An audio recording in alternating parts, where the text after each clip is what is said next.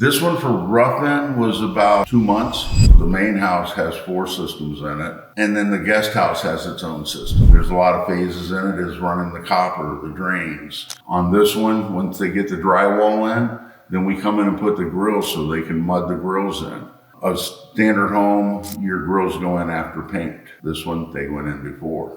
They have the drywall and then the mud on it.